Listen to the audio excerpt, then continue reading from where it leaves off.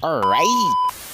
Alright, what's up mga Kawol TV? Another day, another fishy ka day. Di ba ito karoon? Taraw ba ni ko mo ragyaba itong ganap dari lalom sa dagat pa? Kanabang skapo sa realidad li kay sugus balay lang good small clips video itong kuhaan na to kay Diago. Ika-share na to para ma-post na to dari Facebook online. Tara! So karoon day, humana tag pamana ni nga ganap sa ato ang daily dive activities, no? Grabe naman yung gaya ng mga daily dive activities, no? So muna akong mga ginabuhat, no? Di sa kumuhuman ng pamana. Ako ginalimpyuhan daan ako mga isda kaya hindi na ko mahasol pagbalik or pag uli sa balay, baka na pag abot na lang sa balay ka ng takang na lang dayon kaon libang tulog. So na no, sa diha manggod sa una diri sa mga sa lugar sa Molbol, grabe kalisod ang tubig.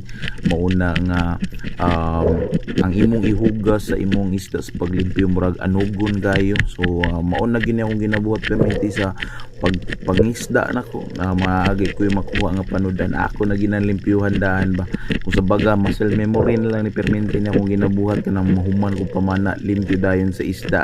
So kani bati kani no, mga good sizes na kayo ni para sa atong panudan. Kani akong gilimpyuhan karon usa ni siya ka mullet fish or gitawag na to ga balanak. So, most commonly gini makita sa mga daplin gitawag po nila ni sa uban ng mga gisaw banak ug unsa pa lami gini siya mga sudan nga panaksiw style ng mga atong sabaw-sabaw sa mga mantikaan na to kay bungkag gi permiting sabaw na no. So ako bati kayo okay kayo kuha na din nato nagkanang internal organs